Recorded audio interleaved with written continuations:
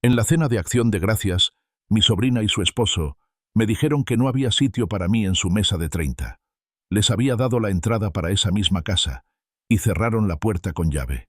Simplemente sonreí, conduje a casa y empecé a documentar. Ahora es un incendio diferente. Dale a me gusta, comparte y cuéntame desde dónde me escuchas.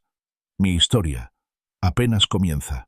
El aire otoñal traía consigo el aroma fresco de hojas quemadas y humo de leña distante, mientras Arthur conducía hacia la casa de Clara y Liam.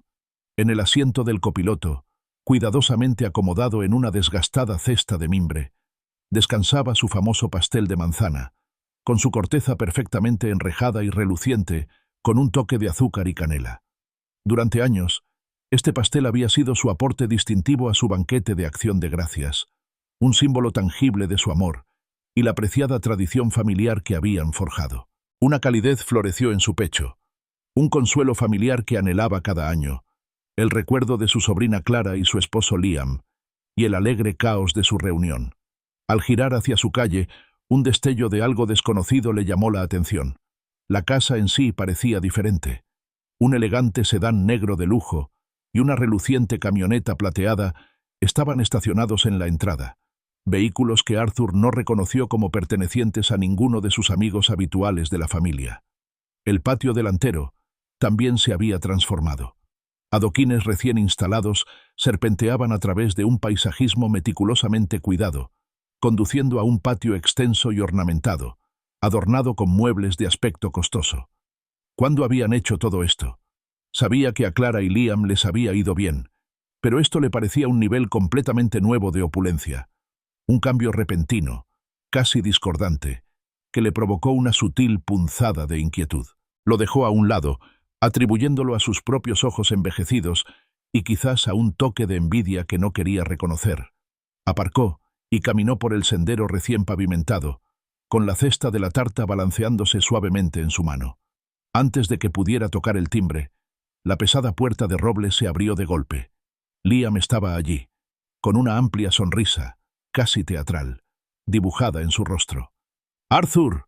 ¡Feliz día de Acción de Gracias!», resonó la voz de Liam, pero Arthur notó una extraña y tensa expresión en los ojos de su sobrino político. Era una sonrisa que no llegaba a ellos, una actuación más que una calidez genuina. «¡Feliz día de Acción de Gracias, Liam!», respondió Arthur, intentando proyectar su alegría habitual, a pesar del repentino escalofrío que lo invadió. «Traje el pastel, por supuesto».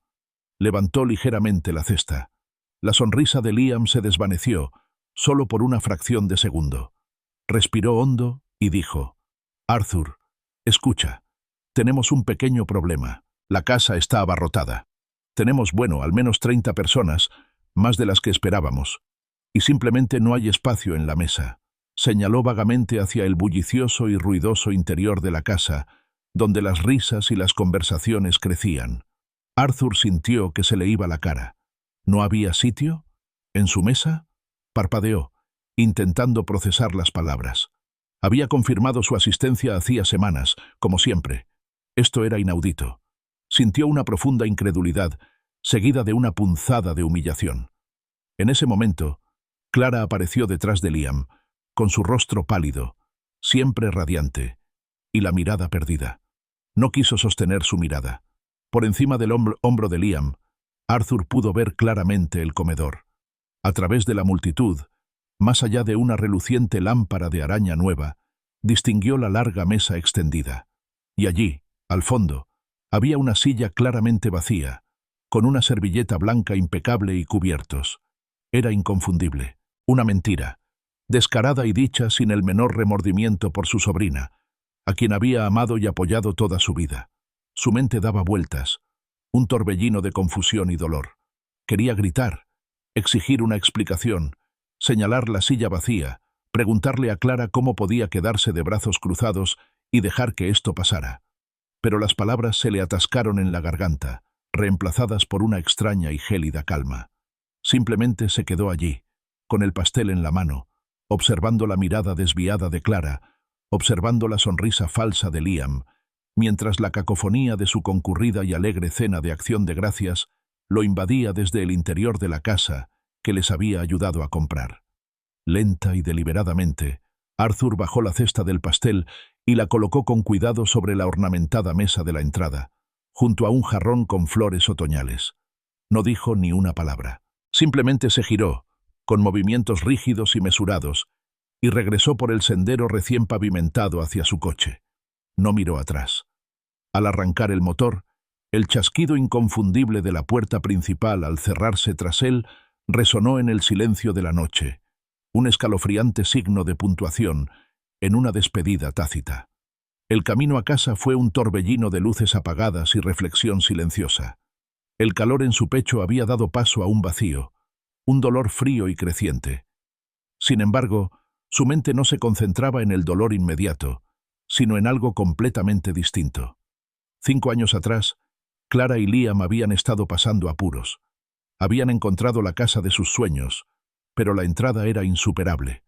Arthur, sin pensarlo 2 veces, había sacado de sus ahorros para la jubilación la considerable suma de $120,000 para hacer realidad su sueño. Recordó su efusiva gratitud, los abrazos entre lágrimas de Clara, las sinceras promesas de Liam. «Tío Arthur, nos has salvado. Nunca lo olvidaremos. Cenas de acción de gracias para siempre. Siempre tendrás un lugar en nuestra mesa». Esas palabras, antes un eco reconfortante, ahora sonaban huecas y burlonas en su memoria. Le habían parecido tan sinceras, tan llenas de genuino aprecio. De verdad las había creído en ellas. Una risa amarga escapó de sus labios. Un tonto. Eso era lo que había sido. Había ignorado las sutiles señales del último año, la creciente indisponibilidad de Clara, sus vagas excusas para no visitarlo, la gradual pero innegable distancia que había crecido entre ellos. Lo había atribuido a sus ocupadas vidas, a su nuevo éxito, a cualquier cosa menos a un distanciamiento deliberado. Ahora, mirando el asiento vacío a su lado donde debería haber estado su pastel, lo tenía dolorosamente claro. Llegó a casa. El silencio de su pequeña casa amplificaba el silencioso zumbido de su ira, que ahora se endurecía hasta convertirse en algo más frío y agudo. Sin siquiera quitarse el abrigo, se dirigió directamente a su estudio. Abrió el último cajón de su viejo archivador y sacó una carpeta delgada y discreta. Dentro estaban los vagos documentos del préstamo escritos a mano que él mismo había redactado, más como una formalidad que como una verdadera expectativa de devolución. Las condiciones eran flexibles, el interés bajo, concebido más como una medida de protección para él que como una obligación estricta para ellos. Nunca los había presionado para que pagaran, contento de saber que estaban felices y seguros en su hogar. Su ira, que había sido un nudo en el estómago, empezó a remitir, reemplazada por una determinación inquietante, casi serena. Se sentó en su escritorio, sacando un cuaderno nuevo y un bolígrafo. 28 de noviembre de 2024. Escribió la fecha en la parte superior de la página con letra firme y firme. Debajo, garabateó: «La noche que dejé de ser un tonto». Empezó a documentarlo todo meticulosamente. Hechos, fechas, cantidades, conversaciones específicas que recordaba. El enganche de $120,000, las promesas implícitas, el comportamiento cada vez más distante de Clara, la sonrisa falsa de Liam, la silla vacía, la puerta cerrada.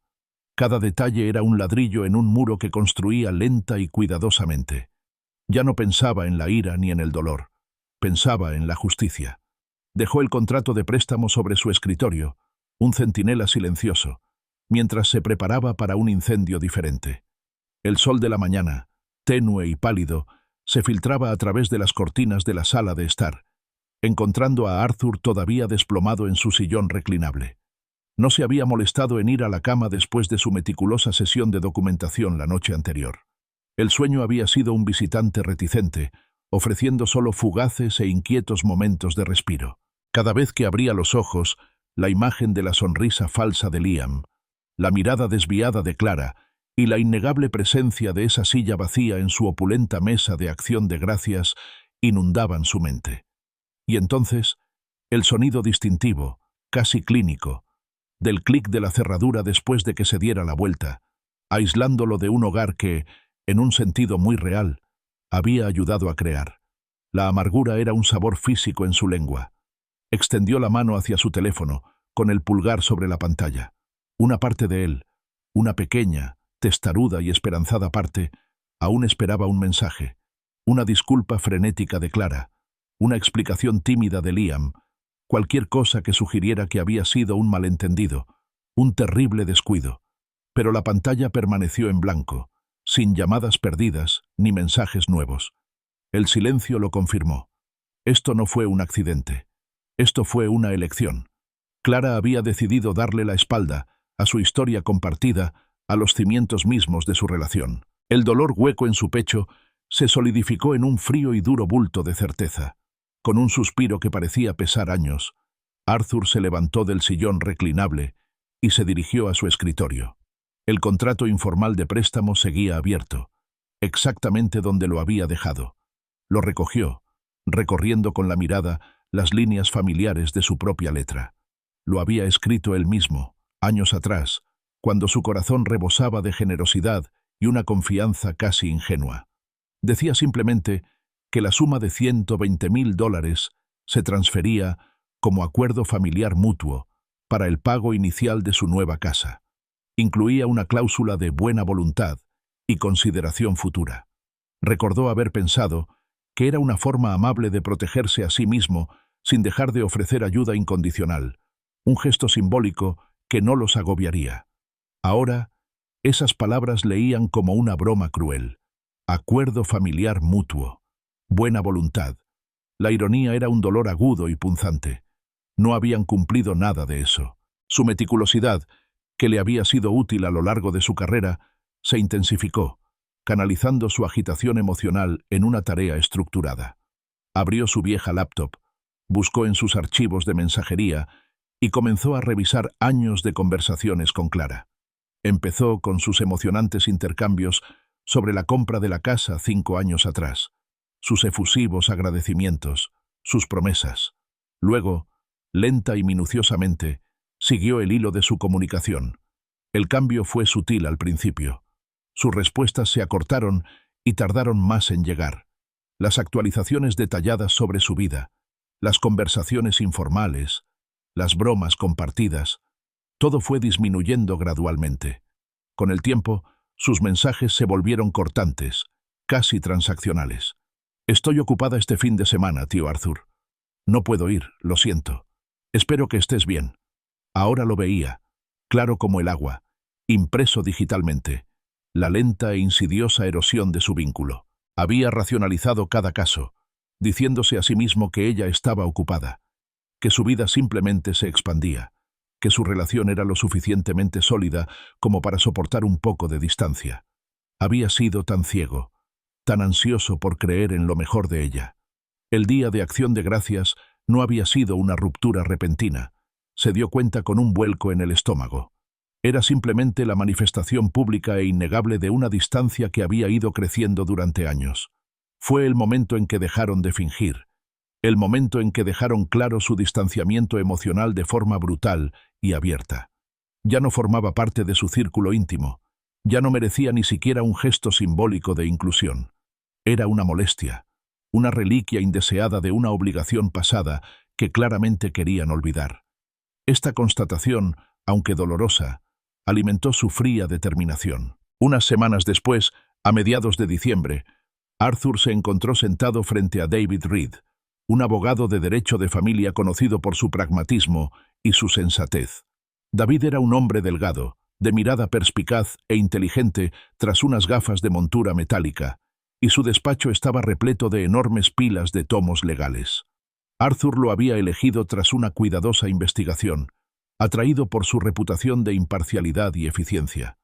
Arthur expuso su historia con voz tranquila y firme, sin la emoción cruda que aún latía bajo la superficie.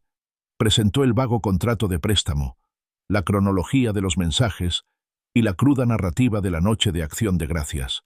David escuchó atentamente, asintiendo ocasionalmente y tomando notas en un bloc. Cuando Arthur terminó, David se reclinó en su silla, tamborileando con el bolígrafo sobre el bloc. «Arthur», empezó con voz mesurada, «este acuerdo que redactaste es deliberadamente vago, ¿no te parece?» Quería que fuera flexible, que reflejara la confianza que teníamos como familia, admitió Arthur, con palabras que sabían a ceniza. David asintió.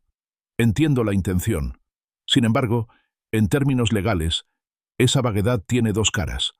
Por un lado, respalda su afirmación de que no fue un regalo, que existía una expectativa de reembolso, o al menos un acuerdo de consideración futura.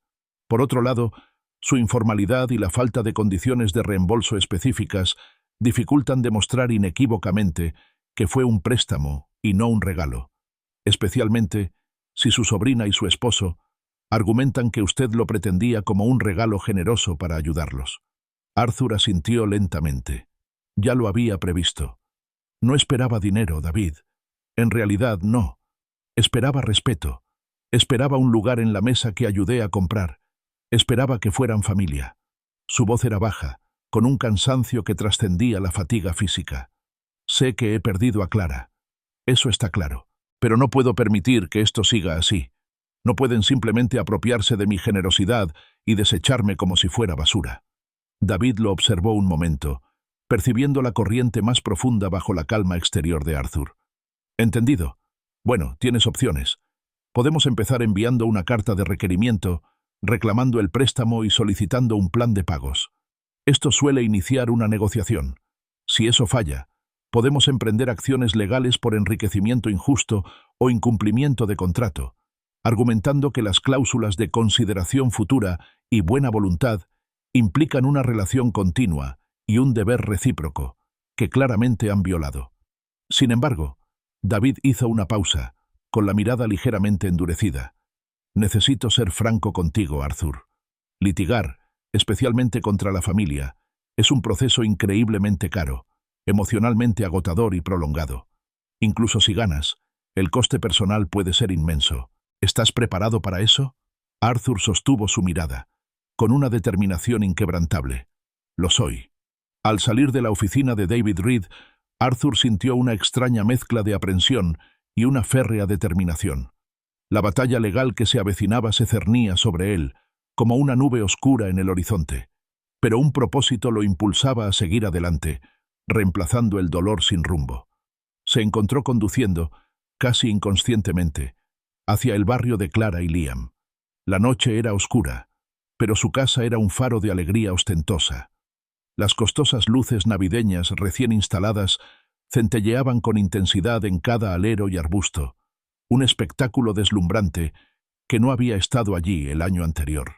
En su patio recién instalado, una estufa de alta gama brillaba cálidamente, junto a la cual había un nuevo y enorme televisor de exterior, cuya vibrante pantalla proyectaba una película navideña. Risas y el tintineo de copas llegaban débilmente desde el interior, sugiriendo otra reunión, otra celebración de la que él estaba excluido. Vio el lujo, la evidente falta de moderación en sus gastos, un marcado contraste con la vida tranquila que llevaba, la vida que le había permitido acumular los ahorros que ellos tan fácilmente habían dado por sentados. Esto consolidó su convicción. No se trataba solo de dinero, se trataba de principios, de la serena dignidad de un hombre que se negaba a ser ignorado. La Navidad transcurrió tranquila, casi en silencio, para Arthur. Su teléfono, que antes vibraba con saludos festivos e invitaciones de Clara, permanecía obstinadamente apagado. No hubo llamadas, ni mensajes, ni tarjetas digitales adornadas con muñecos de nieve o árboles brillantes. Pasó el día solo, un marcado contraste con las bulliciosas reuniones familiares de años anteriores, donde siempre había sido el centro de la celebración, y su pastel de manzana, un preciado momento culminante. El silencio confirmó su exclusión, no solo de una sola cena de acción de gracias, sino de la esencia de su vida familiar. Dolía, un dolor profundo y persistente, pero también alimentaba su creciente determinación. Cada día de silencio, cada festividad ignorada, se convertía en otra entrada en el cuaderno meticulosamente guardado sobre su escritorio, otra prueba más de la fría y lógica narrativa que estaba construyendo. Ahora lo veía todo con una claridad escalofriante. El pasado, velado por el afecto, ahora estaba crudamente iluminado por la traición. En Nochevieja, mientras el mundo exterior se preparaba para recibir el nuevo año, con fuegos artificiales y vítores, Su teléfono por fin sonó. Lo cogió, con un destello de algo, quizá esperanza, quizá curiosidad morbosa, encendiéndose en su interior. Era un mensaje de texto de Clara. «Feliz año nuevo, papá». El mensaje era genérico, impersonal, carente de cualquier calidez genuina o toque personal. Una obligación superficial tras 5 semanas de absoluto silencio. No era una disculpa, ni una explicación, simplemente un reconocimiento mínimo. El uso de papá, un término que había oído cada vez con menos frecuencia durante el último año, le parecía menos cariñoso y más una burla cruel. Se quedó mirando la pantalla un buen rato, con una sonrisa amarga en los labios. Papá. Su vacío reflejaba el vacío de su relación. Pensó en sus notas detalladas, en el meticuloso seguimiento del declive de su comunicación. Pensó en la silla vacía. Escribió una respuesta cortante e igualmente impersonal. «Feliz año nuevo, Clara». La envió, sintiéndose como la ruptura definitiva del último y frágil hilo que los conectaba emocionalmente. 2 días después, el 2 de enero, Arthur entró en la oficina de David Reed. La conversación fue breve y concisa. Contrató formalmente al abogado, firmando los documentos necesarios con mano firme y resuelta. No hubo vacilaciones ni titubeos. La decisión estaba tomada, cimentada por semanas de reflexión silenciosa y el superficial mensaje de Año Nuevo de Clara. Se comprometía a emprender acciones legales, plenamente consciente del coste personal que David le había advertido. El dolor de perder a Clara, de ser eliminado de su vida, ya era una realidad. Ahora se trataba de defenderse a sí mismo, a los principios de justicia e integridad que siempre había guiado. Mientras conducía de regreso a casa desde la oficina del abogado, sus pensamientos volvieron a su carrera. Había dedicado 35 años al departamento de bomberos, ascendiendo de rango hasta convertirse en jefe. Se había enfrentado a innumerables incendios, rescatado a desconocidos, tomado decisiones difíciles bajo una inmensa presión y liderado a su equipo con honor y un compromiso inquebrantable. Su jubilación había sido modesta, ganada tras décadas de trabajo duro y honesto. Siempre había creído en ayudar a los demás, en hacer lo correcto, en brindar generosidad sin esperar una recompensa inmediata, pero siempre con un entendimiento tácito de respeto mutuo. Que los ahorros de su vida, fruto de su trabajo, fueran tratados con tan flagrante falta de respeto, que su misma presencia fuera ignorada por aquellos a quienes había ayudado, era una afrenta a todo en lo que creía. Su generosidad había sido recibida con fría indiferencia, una verdad que ardía más que cualquier fuego que hubiera enfrentado. A mediados de enero, David Reed contrató a un tasador independiente para tasar la casa de Clara y Liam. Arthur sabía que el mercado inmobiliario había estado en alza, pero las cifras seguían siendo sorprendentes. El informe llegó rápidamente, valorando la propiedad en la considerable suma de $380,000. Se había revalorizado significativamente desde que Clara y Liam la compraron 5 años antes. Arthur sacó su calculadora. Habían comprado la casa por aproximadamente $250,000. Su entrada de $120,000 había representado casi la mitad del precio inicial de compra, una contribución enorme que sin duda les había permitido obtener una hipoteca favorable y entrar al mercado. Ahora, 5 años después, con la casa valuada en $380,000, sabía que habían acumulado un capital sustancial. Calculó mentalmente su participación aproximada, dándose cuenta de que su contribución inicial, si se contabilizaba con imparcialidad, representaba una parte significativa de su patrimonio neto actual en la propiedad. La idea de que estuvieran sentados sobre tal riqueza, mientras que al mismo tiempo le negaban un lugar en su mesa, consolidó su convicción de que no solo eran desagradecidos, sino activamente explotadores. A finales de enero, Arthur recibió otra información crucial. Se había puesto en contacto con un viejo amigo, Samuel Lee, un agente inmobiliario experimentado que conocía a la perfección el mercado local. Arthur le explicó su situación, concisamente, centrándose en la propiedad. Samuel, con su acceso a los registros de la propiedad y su conocimiento del mercado, accedió a investigar. Unos días después, Samuel llamó con un tono de preocupación. «Arthur, encontré algo interesante. Clara y Liam refinanciaron su hipoteca hace un año. Parece que sacaron una cantidad considerable de dinero». Arthur sintió una sacudida. —¿Cuánto? —preguntó con voz tensa. —Unos $60.000, respondió Samuel. Deben haber acumulado suficiente capital para refinanciar con retiro de efectivo. Parece que lo usaron para algunas mejoras importantes.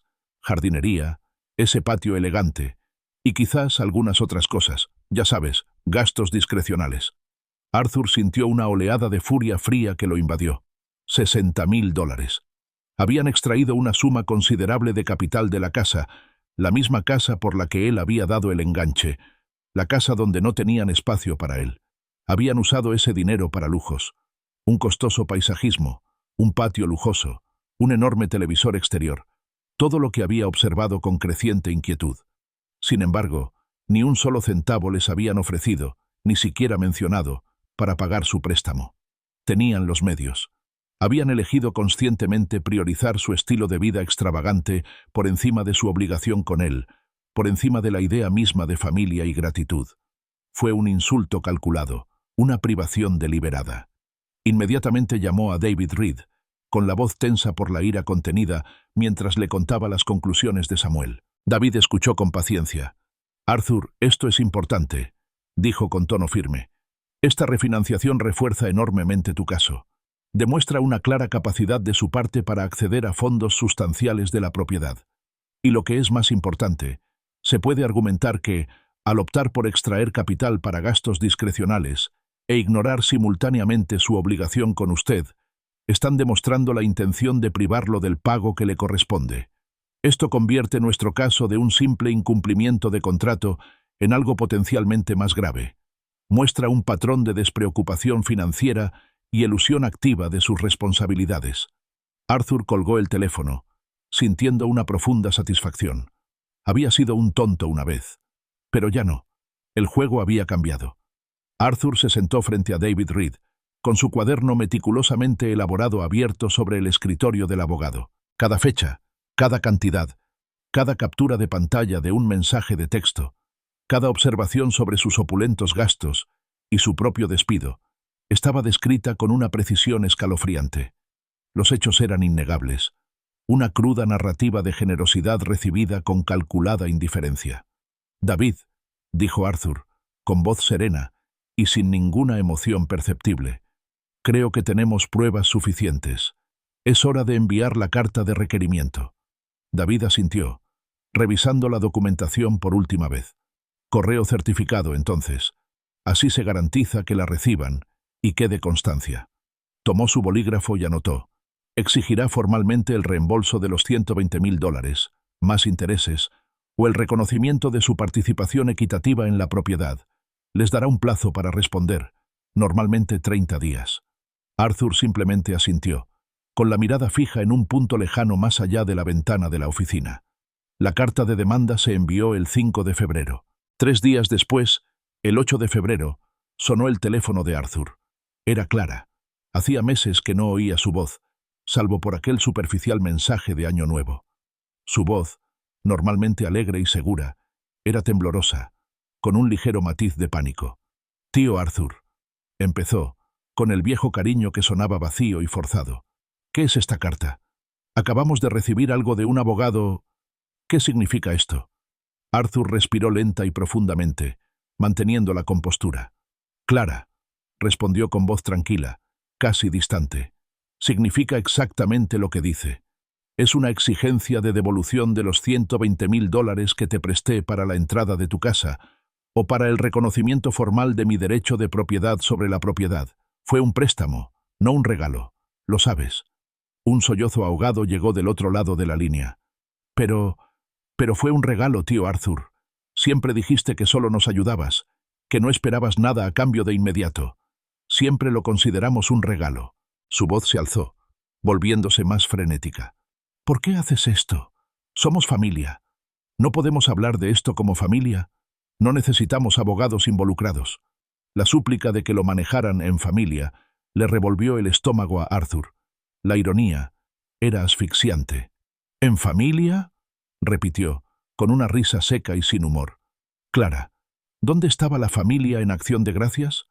¿Dónde estaba la familia cuando me dejaron en tu puerta, con una silla vacía visible detrás de tu marido?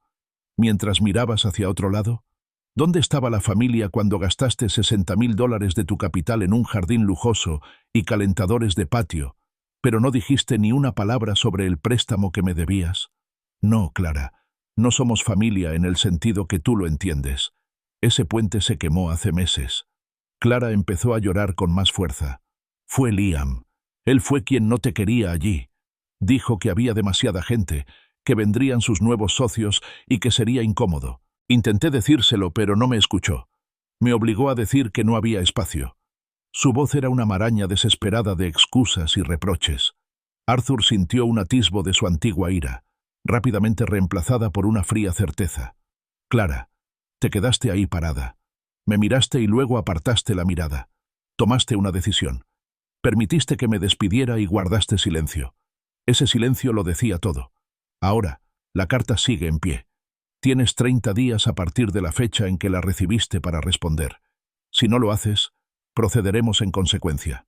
Terminó la llamada sin decir una palabra más, sin sentir ni satisfacción ni arrepentimiento, solo una profunda sensación de finitud. Apenas 2 horas después, su teléfono volvió a sonar. Esta vez era Liam, con la voz áspera y llena de furia descontrolada, dejando un mensaje de voz incoherente y agresivo. «Arthur, ¿qué demonios te pasa? ¿Enviando abogados a mi casa? ¿Estás loco? Ese dinero fue un regalo. ¡Un regalo! Clara me lo dijo. No te debemos nada. Si crees que vas a ir a por mi familia y mi casa, te lo vas a ganar. Te arrepentirás, viejo. Te defenderemos a cada paso». El mensaje de voz terminó con un clic furioso, dejando un eco persistente de su furia volátil. Arthur la escuchó 2 veces, con una lenta y sombría sonrisa extendiéndose por su rostro. Luego le envió la grabación directamente a David Reed.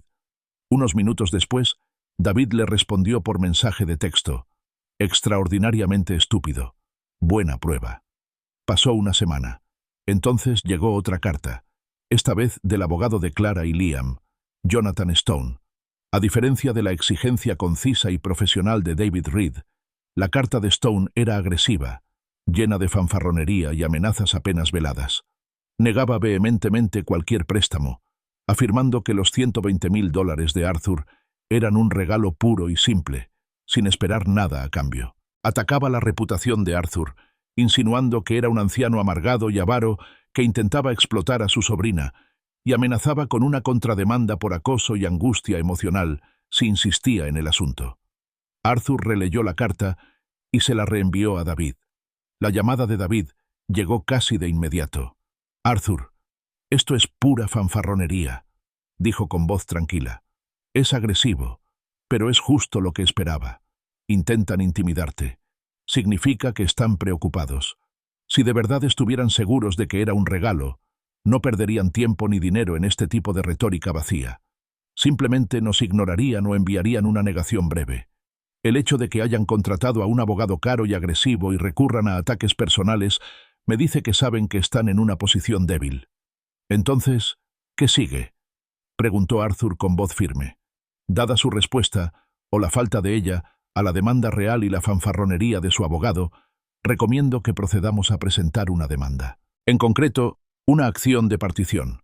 Argumentaremos que su pago inicial de $120.000, combinado con sus acciones posteriores, lo convierte efectivamente en copropietario, o al menos, le otorga una participación equitativa en la propiedad, proporcional a su contribución. Una acción de partición obligaría a la venta de la propiedad para distribuir el patrimonio entre los legítimos propietarios, o los obligaría a comprar su parte. David explicó las complejidades legales, la posible duración y el probable impacto emocional. Arthur escuchó, sopesando cada palabra. Pensó en el furioso mensaje de voz de Liam, las mentiras de Clara, la silla vacía, la puerta cerrada, los $60.000 gastados en lujos, mientras su préstamo no era reconocido. Pensó en sus 35 años de trabajo honesto, su confianza y su generosidad. «Hazlo, David», dijo con firmeza y claridad. «Presenta la demanda». Una fría certeza lo invadió. No se trataba de venganza en el sentido mezquino. Se trataba de principios. Se trataba de demostrar que algunas líneas, una vez cruzadas, no podían desviarse sin consecuencias. Sintió una profunda, casi pacífica, convicción de que ese era el paso correcto, el único que debía dar. Si has llegado hasta aquí, gracias por escuchar mi historia. La trama se complica y la verdad se revela de maneras inesperadas. No te pierdas lo que sucede a continuación. Dale a me gusta, comparte y suscríbete para seguir este viaje hasta el final. El 1 de marzo, David Reed presentó oficialmente la demanda. La denuncia, un extenso documento de 22 páginas, detallaba meticulosamente cada aspecto del caso de Arthur.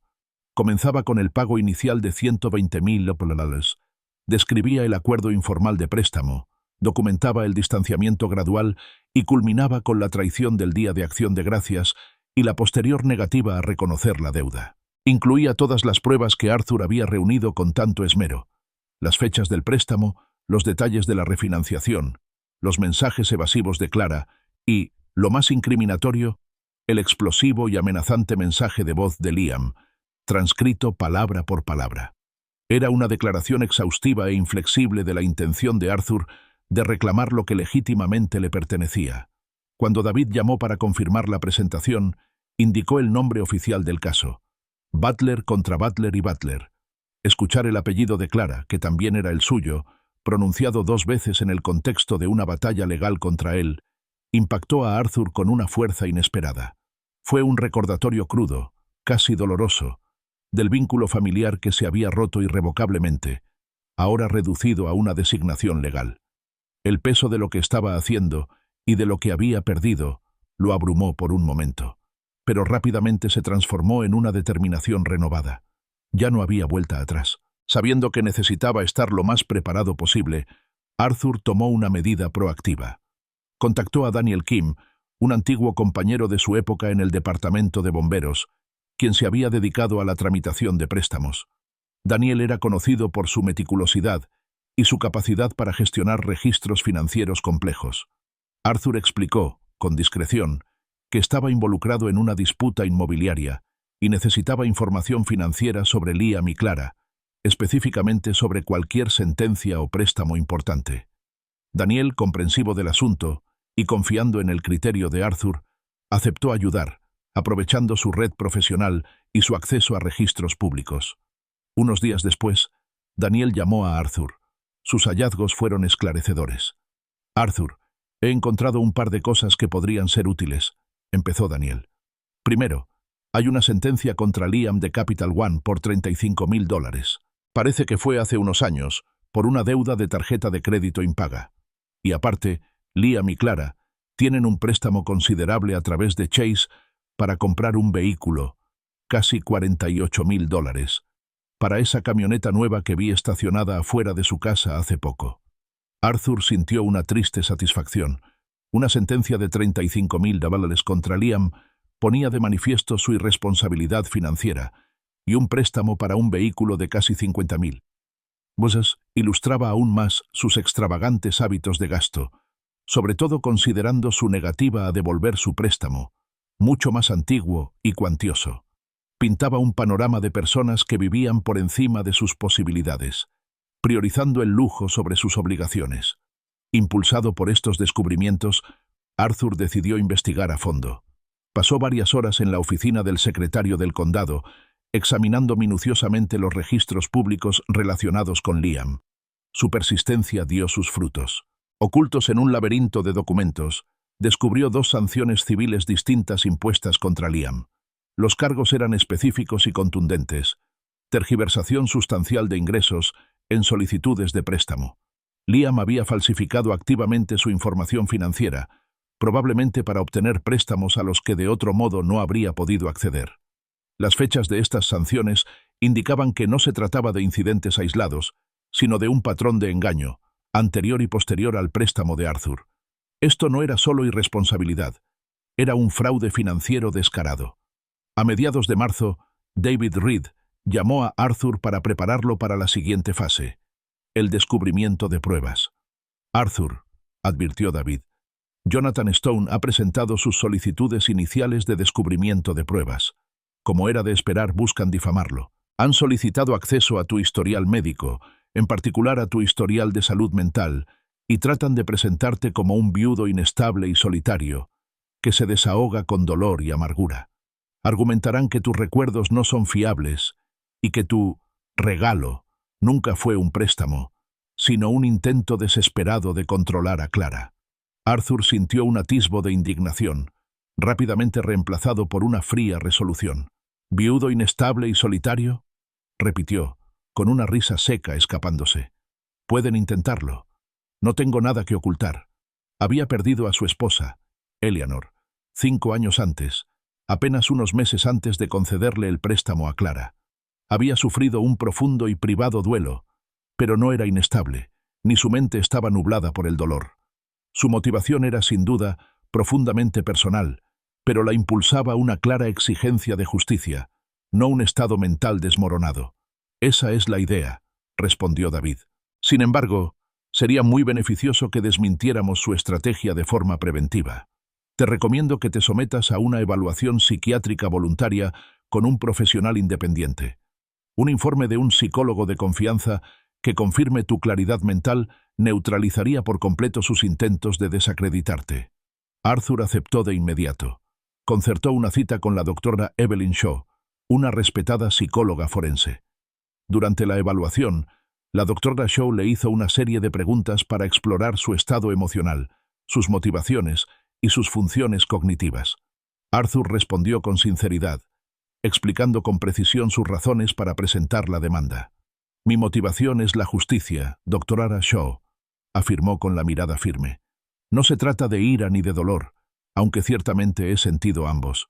Se trata de responsabilidad, se trata de un principio. Se aprovecharon de mi confianza y generosidad, y luego me descartaron. Simplemente no lo permitiré». La doctora Shaw concluyó su evaluación y elaboró un informe exhaustivo. Este confirmó la plena capacidad cognitiva de Arthur, sus procesos de pensamiento lógico y su adecuada regulación emocional. Destacó su clara comprensión de la situación, su actitud serena y su capacidad racional para tomar decisiones, desmintiendo eficazmente cualquier posible sospecha de inestabilidad mental. Armado con este nuevo arsenal, Arthur pasó una tarde entera organizando meticulosamente sus pruebas. Sus archivos originales, las conclusiones de Daniel Kim sobre la sentencia y el préstamo del vehículo de Liam, el impactante descubrimiento de las sanciones por fraude de Liam, y ahora, la evaluación del Dr. Shaw. Cada documento estaba colocado en su propia sección, claramente etiquetada, listo para ser presentado. Tomó fotos de los documentos de la sanción por fraude que había encontrado en la oficina del secretario del condado y se los envió a David Reed. Un momento después, su teléfono vibró con una respuesta. «Arthur», decía el mensaje de David, «esto es excelente. Absolutamente excelente. Esto cambia la historia por completo. Esto va más allá de una simple disputa de préstamo. Esto demuestra un patrón de engaño deliberado y malversación financiera. Su credibilidad está ahora gravemente comprometida. Estamos en una posición mucho más sólida». Una sensación de silenciosa satisfacción, serena y limpia, se apoderó de Arthur. Sabía que el juego estaba en marcha. La mañana del 15 de abril amaneció fresca y despejada. Arthur llegó al juzgado justo a la hora señalada, vestido con su mejor traje de retiro. Un traje de lana azul marino oscuro, de corte impecable, generalmente reservado para ocasiones especiales o alguna cena formal ocasional. Hoy parecía una armadura. Caminaba con serena dignidad, con la frente en alto, y el familiar dolor en el pecho reemplazado por una férrea determinación. Los suelos de mármol y los silenciosos pasillos del juzgado parecían impersonales, pero a la vez llenos de una tensión palpable. Entró en la sala y se dirigió a la mesa del demandante, sentándose en la silla que David Reed le había indicado. Al otro lado de la sala, en la mesa de la defensa, estaban sentados Liam y Clara. Clara parecía pequeña, casi encogida, con el rostro pálido y la mirada fija en la mesa frente a ella. No levantó la vista, no lo miró a los ojos. Liam estaba sentado a su lado, rígido y desafiante, con la mandíbula apretada, los ojos encendidos por una ira que Arthur sabía que ahora se dirigía directamente a él. Junto a ellos estaba Jonathan Stone, su abogado, un hombre con una reputación de agresivo que lo precedía. Verlos juntos iluminó con crudeza el abismo que se había abierto entre todos ellos.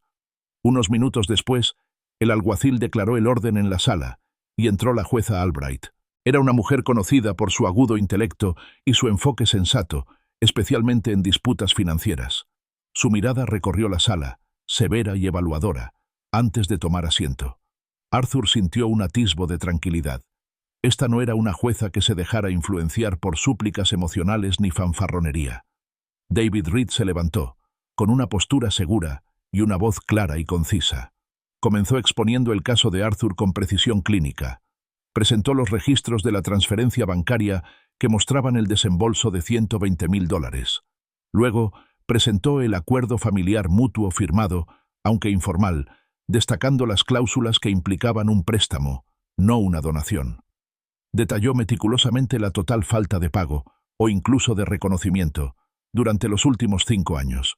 Presentó la prueba de la refinanciación con retiro de efectivo de Clara y Liam, demostrando su capacidad financiera para pagar la deuda y su decisión consciente de priorizar los gastos excesivos sobre sus obligaciones. Finalmente, presentó la prueba contundente de las 2 sanciones civiles impuestas a Liam por falsificación sustancial de ingresos en solicitudes de préstamo anteriores, un hecho que pintaba una clara imagen de fraude financiero. Jonathan Stone protestó repetidamente durante la presentación de David, intentando interrumpir el debate y poner en duda la pertinencia de las pruebas, en particular las sanciones por fraude impuestas a Liam. Objeción, su señoría, especulación. Objeción, su señoría, irrelevante.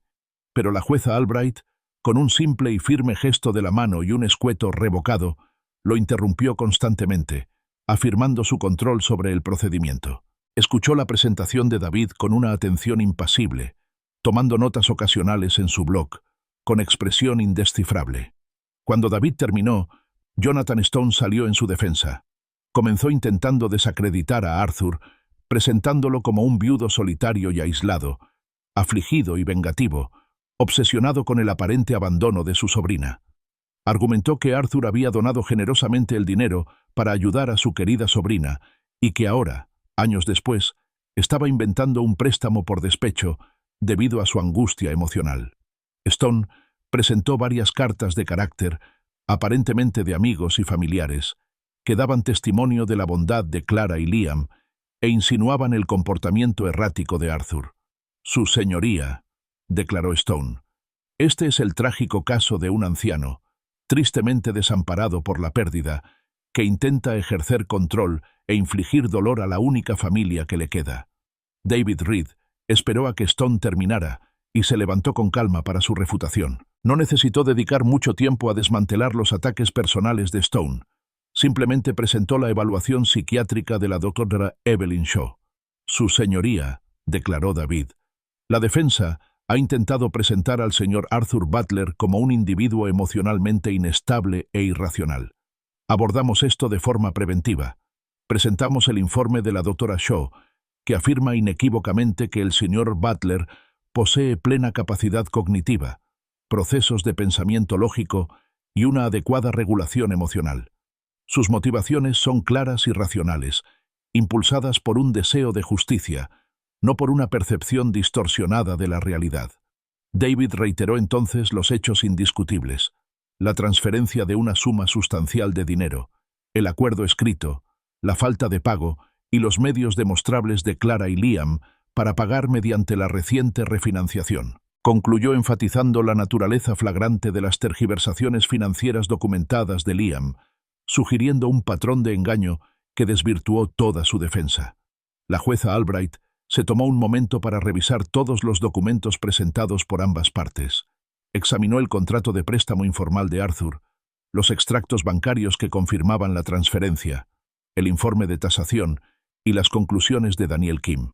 Dedicó un tiempo considerable a estudiar los documentos relacionados con las sanciones por fraude de Liam.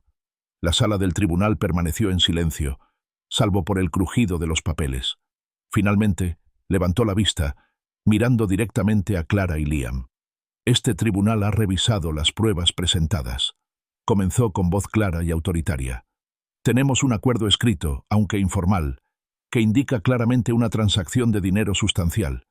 Tenemos pruebas claras de que los demandados, la señora Clara Butler y el señor Liam Butler, Contaban con los recursos financieros para devolver esta suma, como lo demuestra su reciente refinanciación y retiro de efectivo.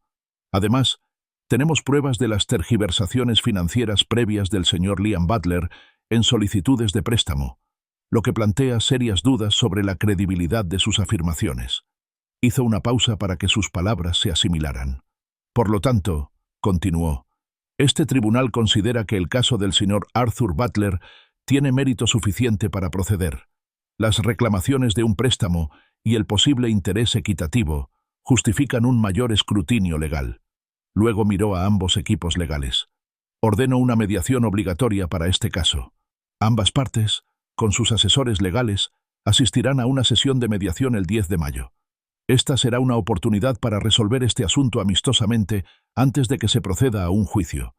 Prepárense para negociar de buena fe. Un suspiro colectivo pareció extenderse por la mesa de la defensa. Clara bajó aún más la cabeza y Liam apretó la mandíbula con furia. Mientras Arthur y David Reed recogían sus papeles, preparándose para salir de la sala, Liam se levantó de repente, con el rostro rojo por una mezcla de ira y humillación. Caminó hacia Arthur, deteniéndose a pocos metros de distancia, con la voz baja y venenosa. «¡Viejo!», espetó, con los ojos encendidos. «Intentas destruir a mi familia. Te vas a arrepentir de esto, hasta el último detalle». Arthur sostuvo su mirada furiosa, con una mirada tranquila e inquebrantable. No sentía miedo, solo un profundo cansancio por el hombre que tenía ante él. «No estoy destruyendo a tu familia, Liam», respondió Arthur con voz tranquila pero firme, atravesando la ira. «Ustedes lo hicieron. Yo hago lo correcto». Dicho esto, Arthur se giró, con una profunda convicción apoderándose de su corazón, y salió de la sala, dejando a Liam furioso a su paso. Al día siguiente de la audiencia preliminar, el teléfono de Arthur vibró con un mensaje de texto. Era Clara. «Tío Arthur, por favor», escribió, con la desesperación patente incluso en el texto. «¿Podemos hablar? ¿Solo nosotros antes de la mediación? Por favor, detengamos esta demanda y hablemos en familia. Podemos llegar a un acuerdo». Arthur miró el mensaje un buen rato. Las palabras «como familia» volvieron a provocar en él una punzada de amargura, tan familiar como aguda. Imaginó su rostro en el tribunal, pequeño y evasivo, y luego la furia hirviente de Liam. Recordó la silla vacía, la puerta cerrada, los años de sutiles desaires. Recordó las palabras del juez, la firme realidad de su situación legal. Escribió una respuesta concisa, con el dedo sobre el botón de enviar. Ya no había familia, en el sentido en que ella lo entendía. «Nos vemos en la mediación, el 10 de mayo». Pulsó enviar, cerrando ese capítulo para siempre. Unos días después, David Reed llamó. «Arthur, he tenido noticias de la oficina de Jonathan Stone. Parecen nerviosos. Nos piden nuestro precio final antes de la mediación. Quieren saber qué se necesita para que esto desaparezca». Arthur lo consideró. «Dígales que nuestro objetivo final es lo que presentamos en la demanda. El reembolso total del préstamo, más los intereses, o el reconocimiento de mi parte equitativa. Nada menos». David confirmó que transmitiría el mensaje, señalando que la ansiedad preventiva de Stone era una buena señal. Llegó el 10 de mayo. Arthur, David Reed, Clara, Liam y Jonathan Stone se reunieron en una sala de conferencias neutral para la mediación obligatoria. Patricia Chen, una mediadora experimentada y muy respetada, con reputación de facilitar resoluciones difíciles, presidió la sesión. Su actitud era tranquila pero firme, y su mirada no se perdía nada. Tras las presentaciones, Patricia invitó a Arthur a presentar su postura primero. Arthur, con voz firme y tranquila, expuso sus exigencias. «Exijo el reembolso total de los $120,000 que les presté para el enganche, más 5 años de intereses devengados, lo que suma un total aproximado de $145,000.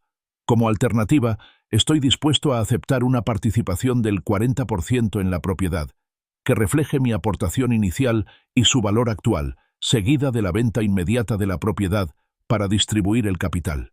Liam se burló desde el otro lado de la mesa, con el rostro lleno de indignación. «Eso no es una negociación», dijo con desdén. «Es una exigencia. Nos exiges que entreguemos nuestra casa o una cantidad ridícula de dinero». Arthur, sostuvo la mirada de Liam, con una mirada fría e inquebrantable. «Exigiste que me fuera de tu puerta el día de Acción de Gracias, Liam», replicó Arthur con voz tranquila pero cortante. «Y cerraste la puerta tras de mí. Exigiste mi silencio mientras gastabas el capital de mi inversión en lujos. Considéralo mi contrademanda. Tú tomaste tu decisión. Ahora afronta las consecuencias». La tensión se apoderó del aire de la habitación. Patricia Chen, percibiendo la creciente tensión, intervino rápidamente y condujo a las partes a salas separadas. Tras un largo rato, Jonathan Stone salió de su reunión con Clara y Liam y se acercó a Arthur y David. Se aclaró la garganta. «Señor Butler», comenzó Stone, intentando un tono conciliador, «mis clientes, a pesar de creer que esto fue un regalo, están dispuestos a ofrecer un acuerdo. Están dispuestos a pagarle $30,000, repartidos en 5 años, sin intereses. Consideran que es una oferta justa y generosa para resolver este asunto desagradable y seguir adelante». Arthur sintió una oleada de indignación. $30,000. A 5 años, sin intereses. Era una suma irrisoria, apenas una cuarta parte de lo que había aportado y una fracción aún menor de su capital actual. Miró a David y luego a Stone, con una sonrisa amarga en los labios. «Un insulto», dijo Arthur en voz baja y amenazante. «Eso no es un compromiso, es un insulto. Mis clientes acaban de demostrar su capacidad para refinanciar su casa y obtener $60,000 de capital. Luego procedieron a comprar una camioneta nueva de $48,000. Han demostrado, sin lugar a dudas, su capacidad financiera para pagar. Su oferta es una flagrante falta de respeto, y la rechazo rotundamente». Clara, que había estado sentada en silencio junto a Liam, rompió a llorar de repente. Perdió la compostura y miró directamente a Arthur, con el rostro manchado de rímel. «Tío Arthur, ¿cómo pudiste hacer esto?», se lamentó con la voz llena de angustia. «Estás destruyendo a nuestra familia, estás destruyendo nuestras vidas, y todo por una sola cena de Acción de Gracias». Arthur sintió que algo dentro de él se rompía. El muro de calma que había construido con tanto cuidado durante meses se derrumbó, revelando un núcleo crudo y ardiente de frustración y dolor. Se inclinó hacia adelante, alzando la voz, un arrebato inusual que sorprendió incluso a David Reed. «¿Una cena de Acción de Gracias?», se mordió la lengua, con la voz temblorosa por la rabia contenida. «No se trata de una cena, Clara. Se trata de tu engaño calculado. Se trata del fraude financiero de tu marido. Se trata de que te quedaste de brazos cruzados y le permitiste faltarme al respeto para luego dar la vuelta y decir que era un regalo mientras malgastabas lo que era mío. No estoy destruyendo a tu familia. Lo hiciste cuando elegiste mentirme y robarme. No te estoy castigando. Me niego a dejar que me robes». La sala se sumió en un silencio atónito. Patricia Chen, con el rostro sombrío, miró a ambas partes. «Está claro», dijo con voz cansada, «que hay demasiado daño emocional y demasiadas posiciones irreconciliables. No veo ninguna solución a través de la mediación hoy. Esta mediación no ha tenido éxito». Se puso de pie, señalando el final de la sesión. Al salir de la sala de conferencias, Arthur sintió una extraña mezcla de agotamiento y un renovado propósito. La emoción en estado puro había sido catártica, disipando los últimos vestigios de duda. Miró a David. «Estoy listo para el juicio, David», dijo con voz firme. «Terminemos lo que empezamos». A mediados de junio, mientras Arthur se preparaba para la siguiente fase del litigio, sonó su teléfono. Era su hermana, Vivian, la madre de Clara. Arthur no había hablado mucho con ella desde que comenzó el litigio, pues sabía que estaba en medio. «Arthur», empezó Vivian con voz vacilante, «me enteré de la mediación. Sé que ha sido difícil, pero recuerdo algo que podría ayudarte. En 2019, poco después de que les dieras el dinero, Liam me habló de ello. Mencionó específicamente que tenía la intención de devolverte el dinero cuando su negocio despegara. Dijo que estaba muy agradecido por el préstamo y que esperaba devolverlo. Puedo dar fe de ello, si te sirve de algo». Una oleada de calidez, mezclada con una poderosa sensación de reivindicación, invadió a Arthur. Casi había olvidado esa conversación. El testimonio de Vivian sería crucial, una confirmación directa e imparcial de un tercero de que el propio Liam había reconocido el dinero como un préstamo. no como un regalo. Fue un gran estímulo para su ánimo, un recordatorio de que no todos los lazos familiares estaban rotos y que la verdad, por muy lenta que fuera, siempre se revelaba. El juicio comenzó el 7 de julio en la solemne atmósfera de la Sala 6.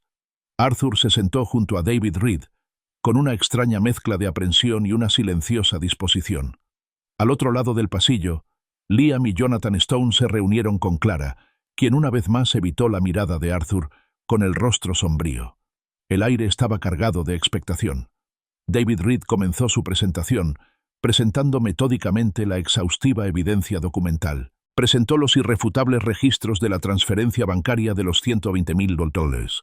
A continuación, presentó ante el juez el contrato informal de préstamo de Arthur, con sus cláusulas específicas sobre el mutuo acuerdo familiar y la contraprestación futura. Los detalles de la refinanciación de Clara y Liam, el retiro de $60,000 y sus posteriores gastos desmesurados contrastaban marcadamente con la total falta de reembolso a Arthur. Lo más perjudicial fue que David presentó los documentos judiciales que detallaban las 2 sanciones civiles impuestas a Liam por falsificación sustancial de ingresos en solicitudes de préstamo anteriores, lo que pintaba un panorama incriminatorio de un patrón de fraude financiero. La primera testigo que David llamó fue Vivian, la hermana de Arthur. Subió al estrado con una mezcla de tristeza y determinación en el rostro. Bajo el interrogatorio de David, Vivian recordó una conversación de 2019, poco después de recibir el pago inicial. Liam estaba muy agradecido, testificó Vivian con voz clara. Me dijo, y lo recuerdo perfectamente, te lo devolveremos cuando nos recuperemos, Vivian. Este préstamo de Arthur es una salvación. Su intención era que fuera un préstamo, no un regalo. Su testimonio fue contundente y proporcionó una confirmación crucial e imparcial de la intención de Arthur y del reconocimiento inicial de la deuda por parte de Liam. Arthur subió al estrado, relató las circunstancias del préstamo, su intención de ayudar a su sobrina y a su esposo a conseguir la casa de sus sueños, y el acuerdo tácito de que el dinero se devolvería cuando pudieran. Habló, con serena dignidad, sobre la exclusión del Día de Acción de Gracias, la silla vacía, y el posterior despido que lo llevó a recurrir a la justicia. Habló sin ira, sino con un profundo sentimiento de ofensa y una clara exigencia de justicia. El interrogatorio de Jonathan Stone fue agresivo, intentando retratar a Arthur como un anciano vengativo y solitario. «Señor Butler», comenzó Stone con una voz llena de insinuaciones, «¿no es cierto que tras la muerte de su esposa se volvió cada vez más solitario y posesivo con su sobrina, intentando controlar su vida a través de recursos económicos?» Arthur lo miró fijamente. «Señor Stone», respondió con voz firme, «no soy vengativo. Simplemente busco lo correcto. Me robaron y luego me desecharon. Busco justicia, nada más». Liam fue el último testigo. Subió al estrado, confiado al principio, reiterando su afirmación de que el dinero era un regalo, un gesto benévolo del tío de su esposa.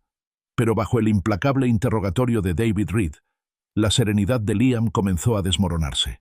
David lo presionó sobre las discrepancias en sus estados financieros, la fuente del pago inicial que figuraba en su solicitud de hipoteca y el momento de su refinanciación en comparación con sus afirmaciones de incapacidad de pago.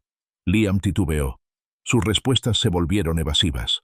Finalmente, acorralado por la evidencia de sus sanciones por fraude y los detallados registros financieros, admitió haber tergiversado la fuente del pago inicial a la compañía hipotecaria, afirmando que se trataba de fondos familiares, sin especificar que se trataba de un préstamo.